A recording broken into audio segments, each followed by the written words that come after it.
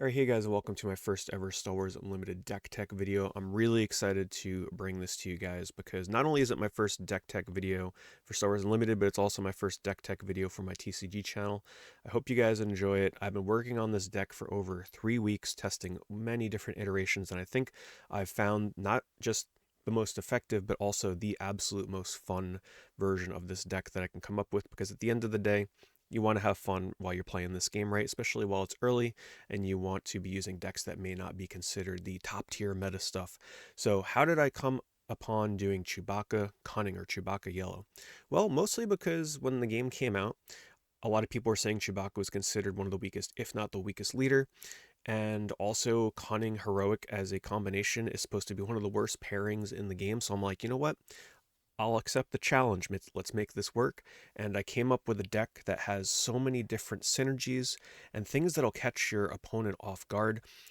We have things such as sneak attack, and you might be wondering, how does sneak attack fit into this deck? Well, I'm going to explain it to you. We're going to do a full breakdown and also kind of like do more of a zoom in on the cards for players that may be new and may not, be able to read or know what these cards are without being zoomed in. I'm going to go over replacements. You might be looking at my sideboard and saying, oh, why isn't this deck in the card in the deck or in the sideboard? I'm going to go over the different cards that I've tested over time and kind of my thoughts on, did they work, did they not work. Also, I'm going to go over replacements if you don't have cards like 3 Luke Skywalkers or 3 Millennium Falcons. So don't worry, I got you covered. No matter what kind of budget you're on, we'll hopefully be able to make this work for you.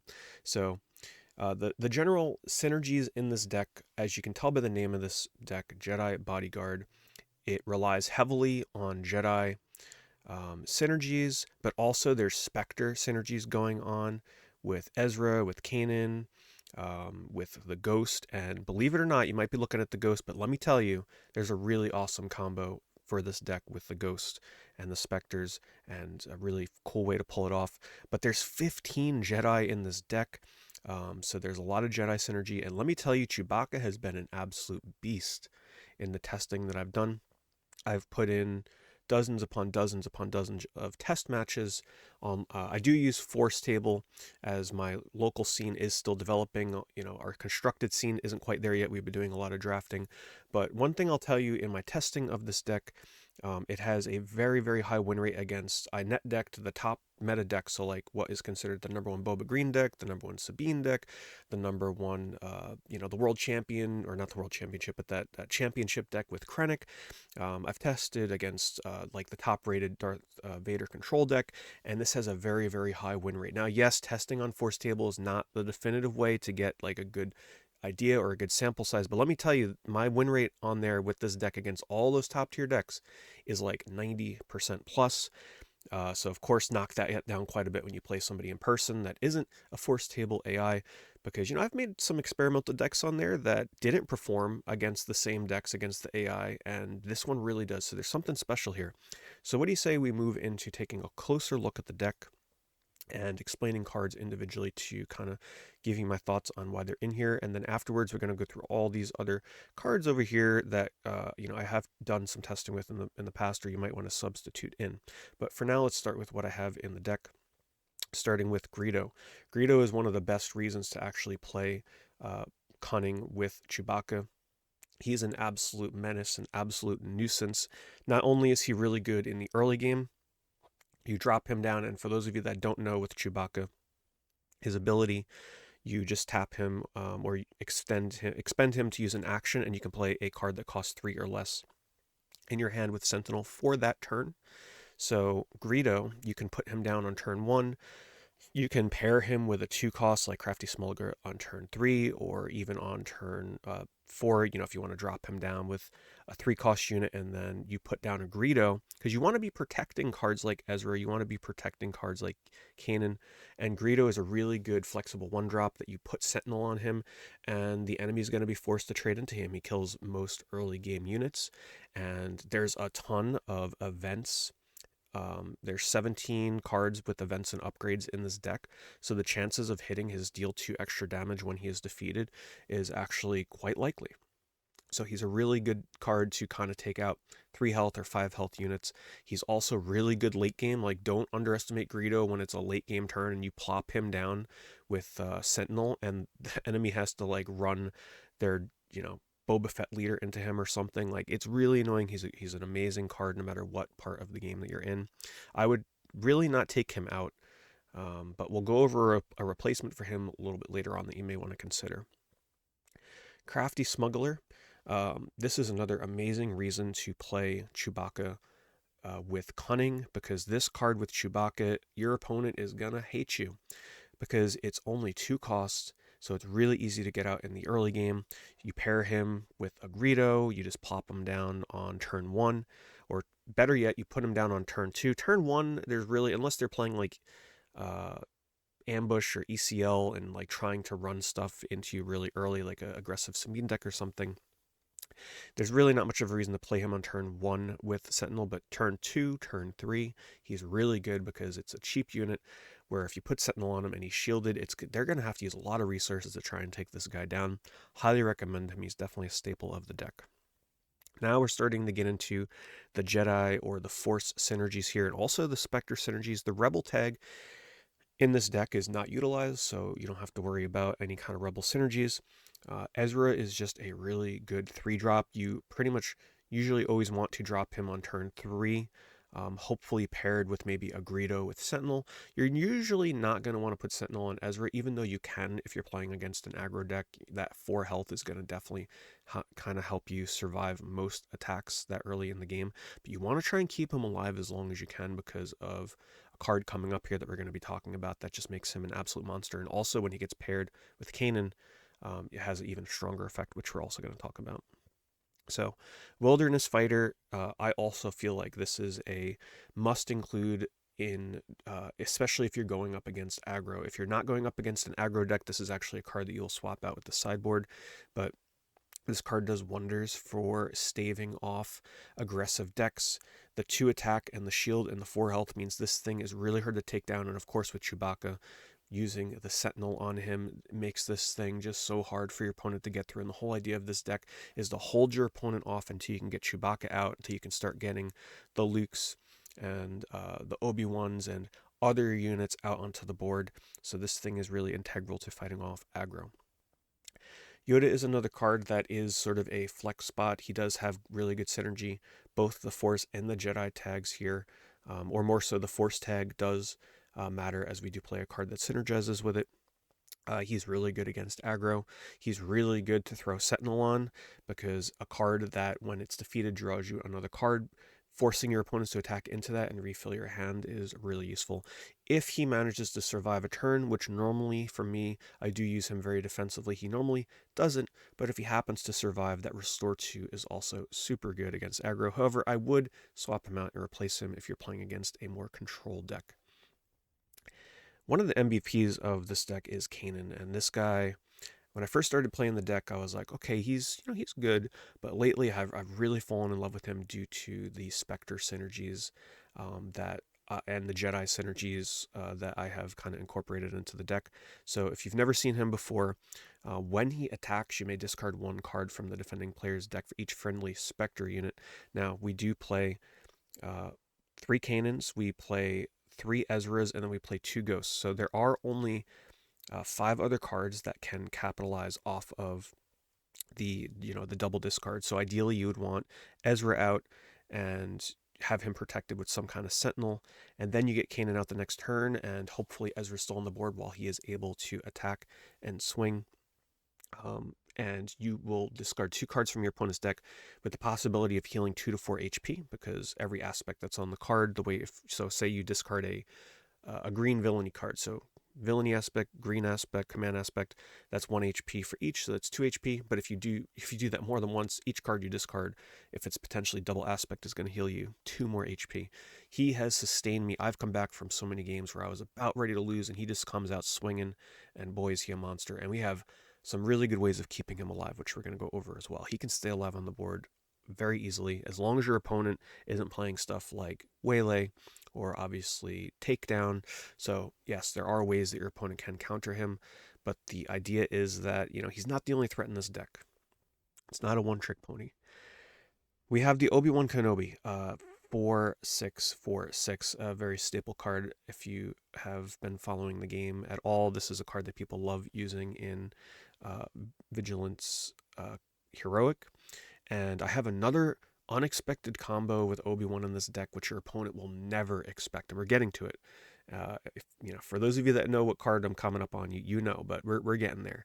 But let's just say that Obi-Wan with the Force tag, he just pairs so well with the rest of the deck because we do run a card that we're going to get to that synergizes with that, and he's just so hard to take down for most opponents, especially if you can kind of expend their units in the turns before, right? We have a lot of cards in aggro that are really good at making your opponent destroy their own units to get through these, especially when they have a Sentinel applied. So hopefully by the time you get Obi-Wan out, they're going to have a real hard time taking him down. And when they do take him down, those 2 experience tokens that you put on another unit, man, it's so good. It just keeps your other units alive. And if it's a Force unit, you draw a card. And as you can see, we have tons of Force units. So we've got 3, 6, 9, 12 other Force units. So the chances of the draw card going off with Obi-Wan is also quite large. And of course, Luke Skywalker. When this card comes down, I mean, you've pretty much won the game if he can stick for more than one turn. The Restore 3 is just like game-changing. Aggro at that point is not going to be able to beat you, and the whole idea of this deck is to try and survive to get to the turn where you can get out Luke and Chewbacca on either the same turn or very soon after, as you can stagger the turns a little bit, as you're going to see with a certain card coming up, though I don't think you'd really want to do it with Luke too much. But Luke, super, super good card. I will go over a replacement for him if you don't have Luke. However, keep in mind, taking Luke out of this deck will lose a lot of the synergy that it does have going for it. All right, so now on to the space units. Space units, as you can see, we don't have an immense presence in space, and I do have cards sideboarded for that to kind of help matchups where maybe your opponent is Boba Fett with a fire spray, or maybe they are just generally very aggressive in space. However, we do have space cards that can kind of handle themselves. So I have 2 copies of Restored Arc. Also, I just want to go over, I'm pretty confident in all these cards. As you can see, I have a 3 of all of them. We're not doing like 1 ofs or 2 ofs. Like, I'm very confident in this list of ground units, and just, having a solid play for each turn for a ground unit. Anyway, back to space. Restored Arc, I think, is really good because a 2/3, first of all, you can get this out on turn 1. So against an aggressive aggro deck, you have that little bit of restore. Maybe you get like 1, 2, or 3 swings in with this thing that can help stave off the early game and get some good healing in. But most importantly, the 3 health helps a lot here.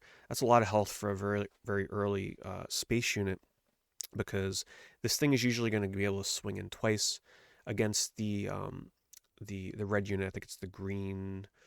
I forget the exact name, but it's the 1/3 where it attacks, it gets raid 2, so it's essentially a 3/3 when it attacks. This is really good because you can hit into that thing twice, and it will trade and survive as long as they are going aggressively and hitting your base instead of your units. So this thing can trade with what is many people consider to be the best space unit in the game. So this thing, I don't run 3 copies of it because, well, the deck just, it's a little hard for me to kind of fit 3 copies in. Mostly also because I run 3 Millennium Falcons. Now, I will have a replacement for this as well if you don't have 3 Millennium Falcons. But Millennium Falcon, especially in a Chewbacca deck, is another really crazy reason to run Chewbacca Cunning, because guess what? You can put this thing out as a Sentinel. And you know how Millennium Falcon works, so if you're unfamiliar, maybe you're new to the game, when you put this onto the board, it comes into play ready. It's not ambush. He does not get to attack, or rather, she, for Millennium Falcon, as it says here, return to her owner's hand.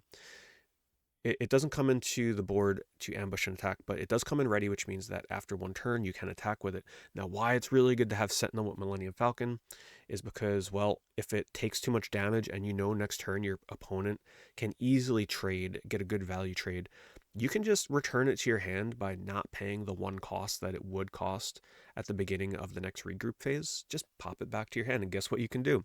Throw it back out with Sentinel again, and you've got a new 3/4 Sentinel to completely annoy your opponent. This is a staple card and one of the better defenses that you have against the early game in space. It's also a really aggressive card. I've gotten in some, typically my Millennium Falcon will either trade 2 for 1, taking out 2 opponents to my Millennium Falcon, or it will at least get 1 or 2 swings into the base for 3 to 6 damage. It's just such a versatile card, and it's amazing in Chewbacca for that impromptu sort of Sentinel effect. All right, now we're getting to the fun stuff.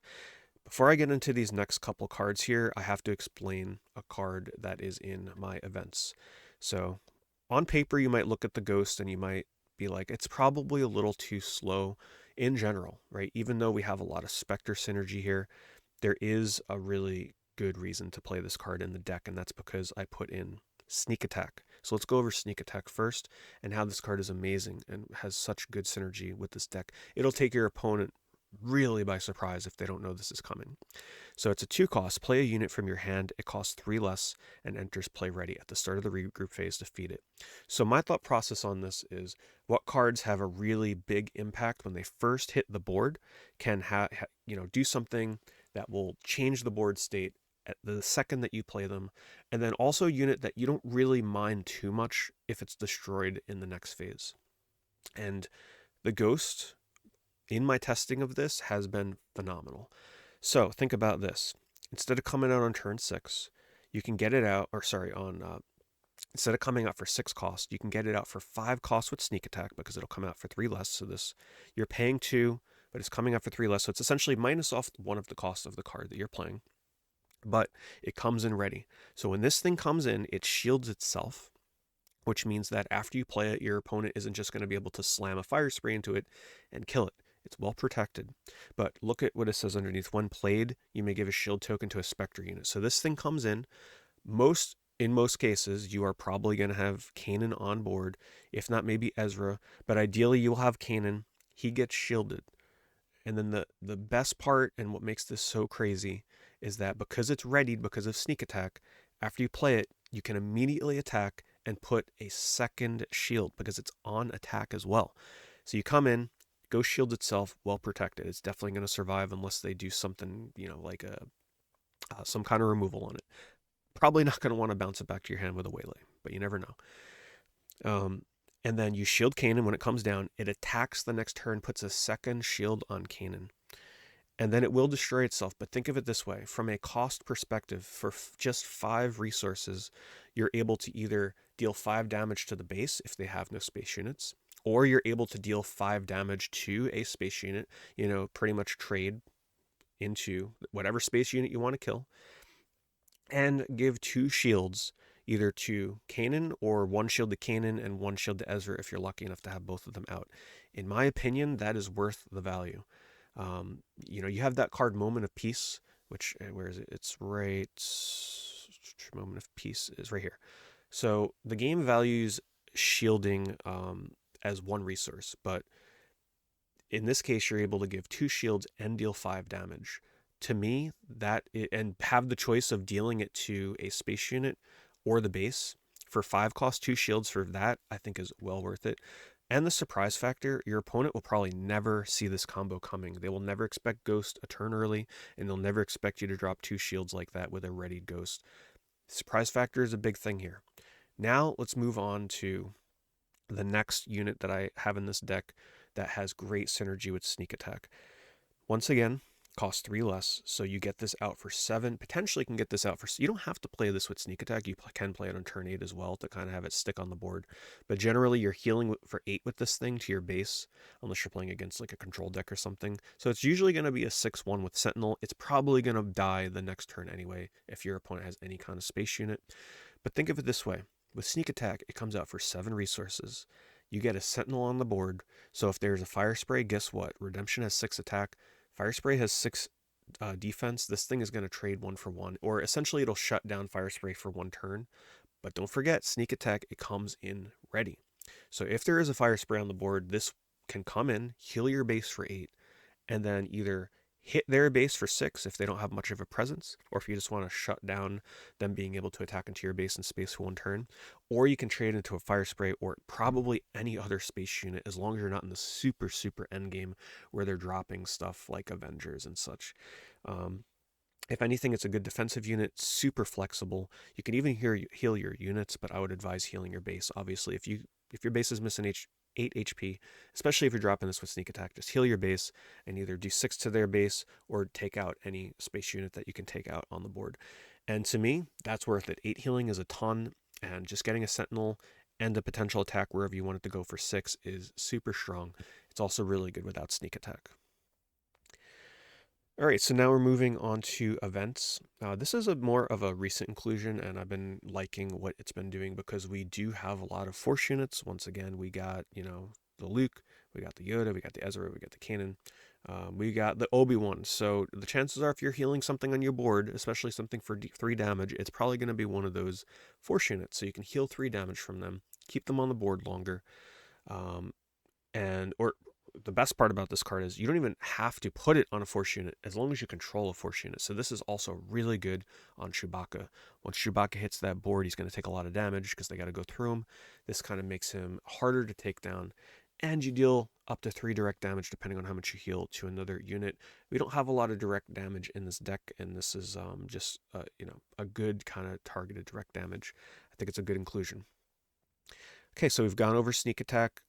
One other card that I did want to mention that works really well with sneak attack is Obi-Wan Kenobi. And my reasoning behind this is you get Kanan out, right, the turn before, because once again, sneak attack, you can play him with 5 resources. So you would have Kanan come out on 4 resources. You would have Obi-Wan come out a turn early with 5 resources. Your opponent would never expect this. But think of it this way. For 5 resources, you're getting a readied 4/6 unit. So that's pretty much, think of it as 4 direct damage on whatever you want to target. A Sentinel with 6 health, that's going to be really hard for your opponent to get through. Obviously, if you're smacking one of their units, you're going to have less than 6 health, but 4 damage, readied the turn you play it with Sentinel, and when he dies, you can give the 2 experience to a Force unit, which is almost certainly going to be Kanan, or it could be Yoda, it could be Ezra. To me, having him die the next turn is still worth using sneak attack on, right?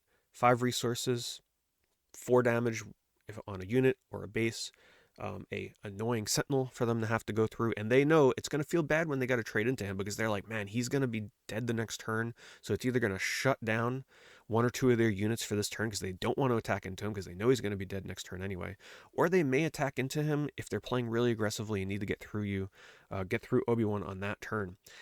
Then you give a +2/+2 to any unit of your choosing, and you could potentially draw a new card. To me, that is worth the sacrifice of Obi-Wan on the next turn with sneak attack. I think it's a very sneaky play that your opponent will never see coming, especially a turn early. They're not going to be playing around Obi-Wan coming out with 5 resources. So that is why I have 2 sneak attacks. Originally I was using 1, but I found the synergy just too good to only bank on having 1 in the deck, and 2 usually means that, because it's usually a finisher in a lot of cases 2 late game, like you're usually not going to want 2 of these, you just want to be able to pull 1. Surprise Strike, not much to be said about this. It's definitely one of the best events, one of the best cunning cards in the game. The reason why it's extra good in this deck is because we don't have a ton of removal in my main deck, and usually I use Surprise Strike as removal. So when a unit hits the board with like 5 or 6 health, like a Sabine or something, most of my units here, they will struggle to take down a Sabine.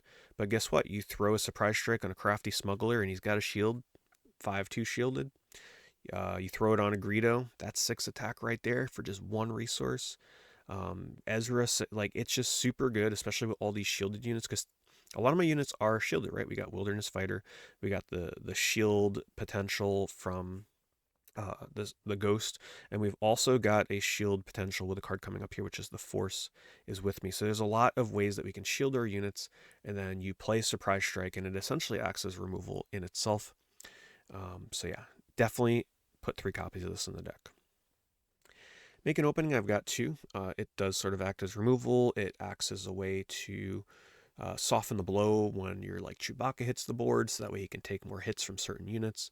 I mainly use this as a removal, and then heal 2, just a generally really good card, not too much to say about it.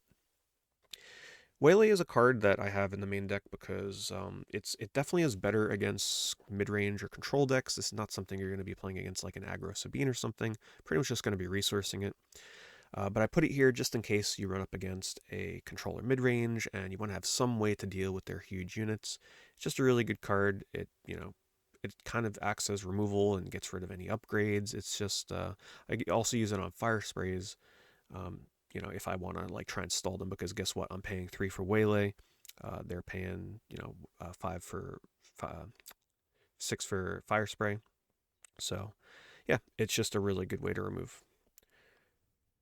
The Force is with me, so this is a card that I put in later iterations of this deck, and it has been amazing.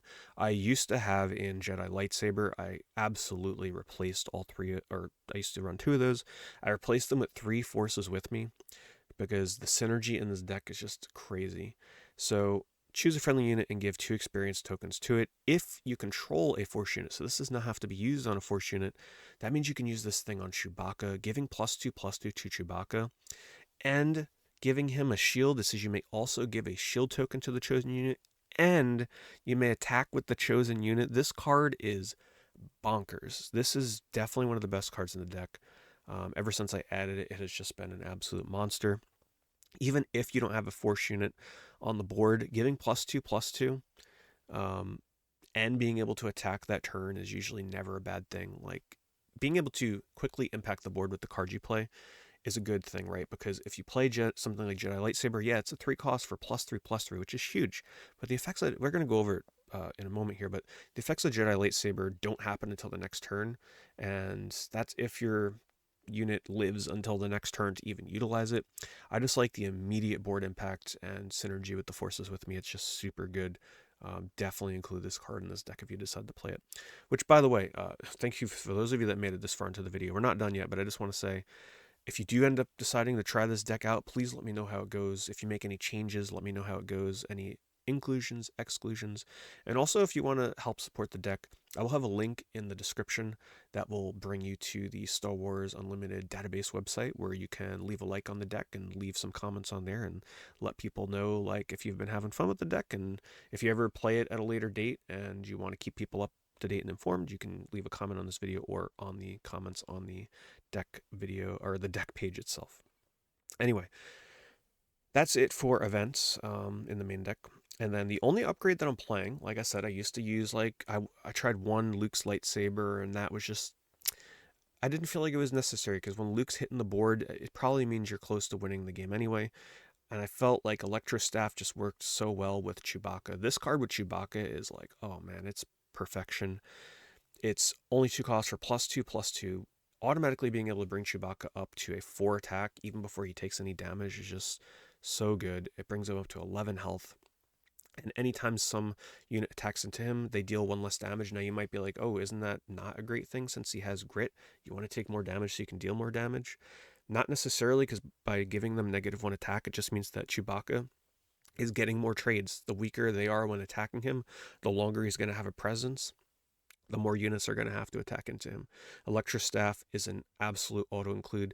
You could knock this down to 2 if you really wanted to, but keep in mind that we do, still have the Sentinel synergies with other cards that you would use Sentinel on.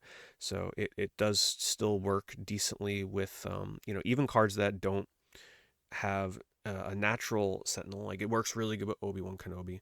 But if you, say, throw down Yoda with Sentinel for that turn, you throw an Electro Staff on him, and your opponent has like 2 or 3 units on the board before they've attacked, it's going to be really hard for them to take down Yoda. So excellent in this deck. So before we get into all the cards that I've marked to talk about when it comes to, including them, not including them, we're going to go over the sideboard. The sideboard is super flexible. Don't take this with a grain of salt. You can definitely flex in and out things on the sideboard, but I'm going to go over why I have these cards in here. Entrenched, if you're new to the game, you may not realize the true use of this card. It is a really good card. It's 2 costs +3/+3, but when you attach it, it can't be, the unit cannot attack bases. So yeah, you can throw this onto Chewbacca and just make him a monster, like super hard to take down without any sort of removal. He will be almost impossible to get down for units if you play this on him and they don't have removal. Let's just be real here. You've probably won the game, or at least won the board state at that point. But the real inclusion for this in the side deck is because you can play this on enemy units. So if you play this, once again, we don't have the best presence in space for the mid to late game. Early game, we got a great presence with Millennium Falcon and Arc. But in the mid to late game, we're lacking a little bit, especially if you're using Ghost with Sneak Attack and it's dead the turn after. So Entrenched is mainly a way to shut down your opponent's space. You really never want to use this on a unit in the ground on your enemy. But in space, you can use this on a fire spray. And guess what? It can attack a base. It can do anything. It's essentially like 2 cost removal. You play this on any intimidating space units, and you can pretty much lock down that side of the board. If you manage to draw 2 of these, you might want to bump this up to 3 if you're really going against space aggressive decks. But I think just being able to draw 1 of these to shut down a fire spray is mainly the reason I include it. So what you would take out of the deck to put this in, that's really up to you. I would say if you don't like the synergy of sneak attack, you can definitely take that out. I would maybe take out make an opening.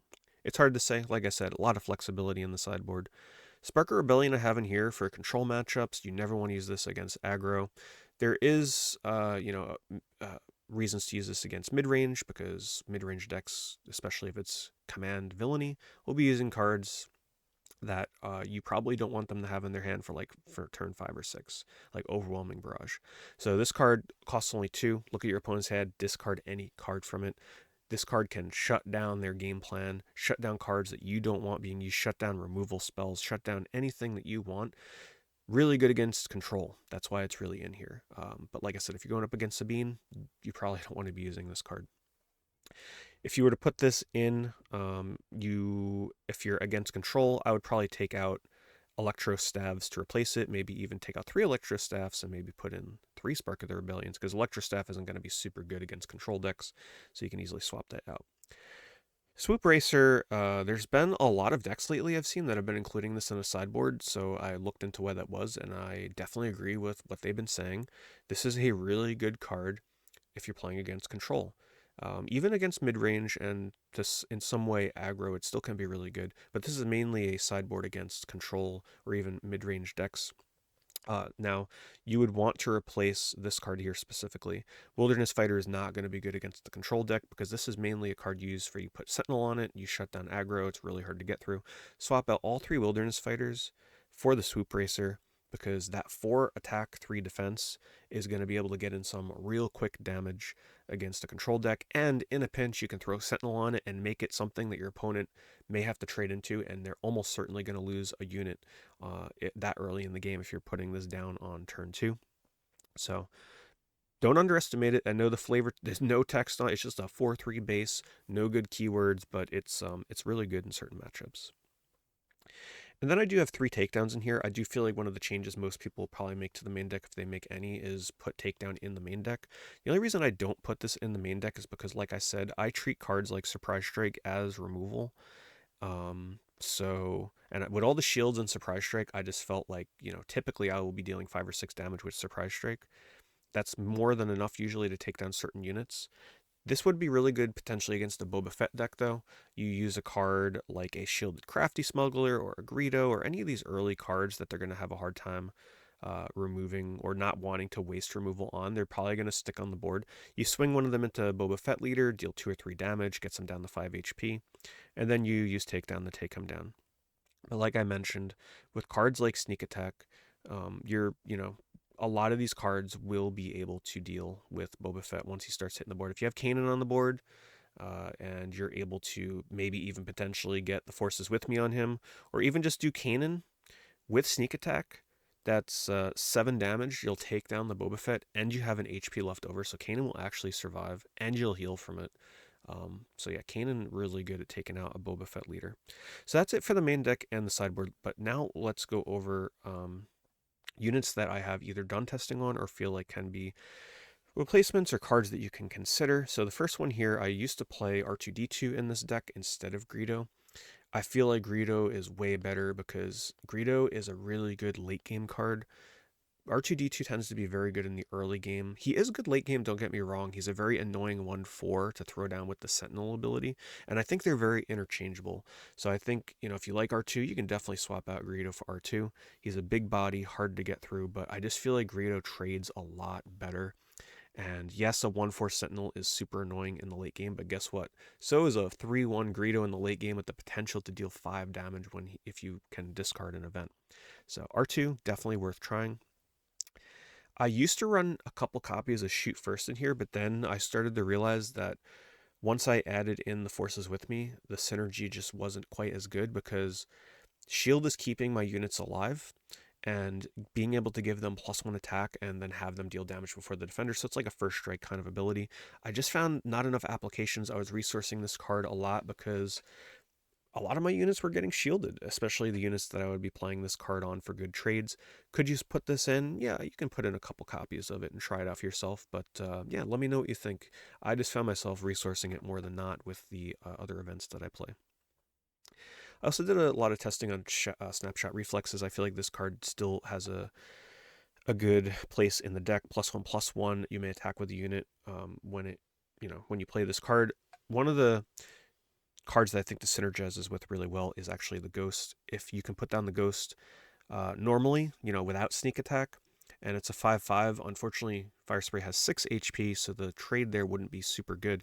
But if you plop down the Ghost, and then next turn you shoot first with it, guess what? It's a 6/6, potentially with a shield, takes out Fire Spray. Even if it loses its shield, it's a 6/6 that would still survive a trade with Fire Spray. So yeah, I think that's one of the reasons I'd put this into the deck. Or it works really well with Kanan as well, getting him up to a 5/6. It trades really nice with Sabine Leader. I also did a lot of testing with Asteroid Sanctuary, and I just found myself resourcing this a little too much to keep it in the deck. It's a good card, 2 cost to exhaust an enemy unit and give a shield token to a friendly unit that costs 3 or less. Obviously, the synergy here is obvious because we play quite a bit of 3 costs because we're playing Chewbacca, but I just found that other events just worked better. This is when I took that out and replaced it with sneak attack, and I just love the surprise element of sneak attack so much more. It's not if you don't like the sneak attack shenanigans, I would say Asteroid Sanctuary is not a bad card to try and replace it with. But we've already got shields on Wilderness, shields on Crafty. It just felt a little excessive, and I don't know, it just wasn't doing what I wanted it to do in the deck. Regional Governor is one that a lot of people are probably going to say I should try in the deck. And I'm going to be honest, the only reason I'm not playing this in the deck is because I don't have confidence in myself to remember all of the cards in the game yet and know what cards would be in what deck and in like what they could potentially be playing. Obviously, you play this and you're playing against a Boba Fett deck, you could be like, I don't want you to play Boba Fett. There's the mainstays that you can name and have them not play, but I don't think I have enough knowledge yet to be able to use this to its fullest potential. But essentially, this card, you play it, you name a card, your opponent can't play that card until this card is gone. And guess what? We got tons of Sentinels, Sentinels on demand, ways to protect this. That this would be really hard for your opponent to remove. I think it's a really good inclusion, and I do think eventually I will end up somehow finding a way to slot this card into the deck once I am way more proficient at the names of the cards in the game. Because in an official tournament setting, if you're like, oh yeah, I want to disable that card that has, it's a 3/3 and it gets Sentinel when it dies. What's it called again? That's not gonna fly. You got to be able to be like, man, I want to disable, the crazy names, right? Like you got to be able to remember everything. So we'll get there. Cloud City Wingguard, a lot of people do play this in Chewbacca decks. They're like, oh, let's just go extra Sentinel. But I did test this a little bit early on. It just felt redundant. A 3-cost Sentinel. You're never going to use this with Chewbacca's ability because it makes no sense. So yeah, do not put this card in the deck. To me, it just doesn't make sense with what Chewbacca brings with his leader ability. This deck does not use Fleet Lieutenant because there's just not enough Rebel synergy, to be honest. There's only a few cards that have Rebel synergy, and I just felt like it would not get the +2 attack use enough.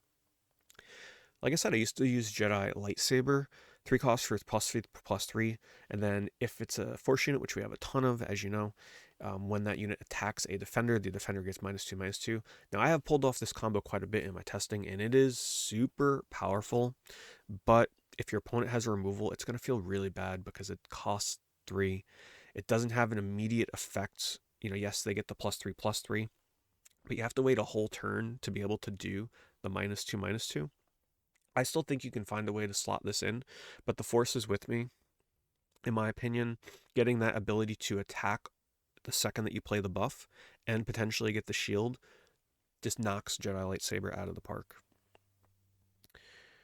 This is a card here that if you don't want to play like Entrenched and you, once again, we don't have a strong space presence for the mid to late game, Outmaneuver could be a good way for you to stall the space side of things.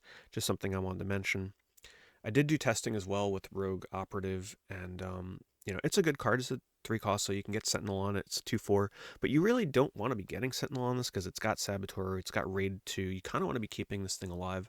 And in my opinion, I just think that if you're gonna put this in the deck, you would be better off doing Swoop Racer, because Swoop Racer has that 4 attack, which if you put Sentinel on him, guess what? That's a 4 attack Sentinel. Whereas if you were putting Sentinel on, um, where is it? Rogue Operative, it's only a 2 attack. So I think Rogue Operative has a space in the deck if you're going against a control deck, because it's got Saboteur. They might put down a couple of Sentinels. This will allow you to bypass them and still do 4 damage and have 1 more HP. It's not a bad card. For me, it doesn't work. So here is the replacement. If you don't have all 3 copies of Millennium Falcon, my best replacement advice would be the Liberator Gunship. It costs 1 more. It's got 3 attack like Millennium Falcon. It has 4 HP like Millennium Falcon. But it has Ambush. So in a way, it's a little better and a little worse than Millennium Falcon. Yes, it costs 1 more, but it can attack the turn it comes into play. So that means you don't have to wait that turn like you do with Millennium Falcon. Obviously, costing 1 more and not having the ability to pull it back into your hand if you wanted to, or keep it in play if you wanted to, is a little bit of a downside, but it's a really good replacement. I have not done any testing with Baze Malbus, but this does seem like a card that if you wanted to do some testing yourself, maybe change the deck up a little bit, I feel like Baze could be a really good way to stall the enemy and also deal a ton of damage at the same time. So, especially if you have the Electro Staff on him, getting that -1 damage, and the more damage he takes, the more damage he does. Super good card. But like I said, I haven't done any testing. I have done testing with Strafing Gunship. This card worked out really well, but I did find myself, because we have so much synergy on the ground, I was trying to combo a lot with the ground to get those synergies off, that I just wasn't having time to play a 4 cost slower spaceship. And yes, this thing is really good, but it takes a little bit to come on board, right? You got to play it. It doesn't have ready like Millennium Falcon, and it just felt a little slow for the deck. It's a great card, but we already have, because this card is really meant to deal with the ground units, but we already have so many units that deal with ground in the ground side of things. So I thought this was a little bit overkill, and I wanted more spaceships that kind of had more of an immediate impact, and an earlier impact. So I think I actually put in Arc instead of this. I used to run 2 copies of it, but it's still a worthy inclusion if you wanted to ramp up your space a little bit more. Chewbacca, obviously it's a Chewbacca deck, right? And something you may have noticed is we don't have any turn or cost 5 cards. My reasoning for that was because we have a lot of 3 costs, tons of 3 costs, and we have some 2 costs and 2 cost events and everything. So I always figured on the 5 resource turn we would be comboing a 3 cost with a 2 cost, or a 4 cost with a Greedo or something. So I didn't feel the need to really have to include a specifically 5 resource, but I didn't do much testing with Chewbacca. I feel like he can definitely have a good place in this deck, and for those that are new to the game, yes, you can play this Chewbacca at the same time Leader Chewbacca is out as well. I also didn't do much testing with Syndicate Lackeys, but this is a very good card if you're going up against Sabine. If anything, I would sideboard this if you wanted to for Sabine decks, because 5/4 trades perfectly with her. She's got that 2 attack, and this thing has 5 attack, and she has 5 health, so you can plop this thing down and just delete her. Super good card for dealing with Sabine, and it's also a really good card at kind of establishing board state and getting ready to set up your Chewbacca Luke Skywalker turns that come soon after.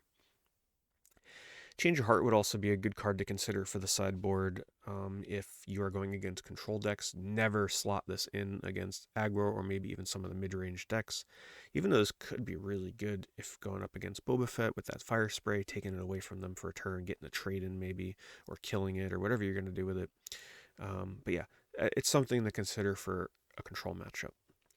And last but not least, we have what I would do if you don't have, say, 3 Luke Skywalkers or no Luke Skywalkers. I think Han Solo would be the next best thing. Super good card. I've actually tested him in some other decks that were not this deck. What makes him so special is he comes into play. He has Ambush, but he has First Strike. So essentially he has the Shoot First card built in. So you come in, say you throw this into a Sabine, she dies, you take no damage. and this persists. If they attack into you, you take damage, but if you're the one attacking into them, you can just delete stuff off the board. It's really powerful, and I think it would be probably the most, in terms of the colors that we have here in that sort of same 6 or 7 cost range, I think that the Han Solo would have the biggest impact on the board state and effect on the game and potential to win. So there you go, guys. That is my Jedi Bodyguard deck. Let me know what you think of it in the comments below. Let me know if you try it. Let me know any changes that you make or any ideas that you have for the deck to improve it. And I hope you guys enjoy it. And leave a like, leave a comment, and I'll be sure to make more deck tech videos on any fun decks that I brew up in the future. Thank you so much for watching. Remember to check the deck out on Star Wars Unlimited database as well, and leave a heart or a like on there too to help people discover the deck.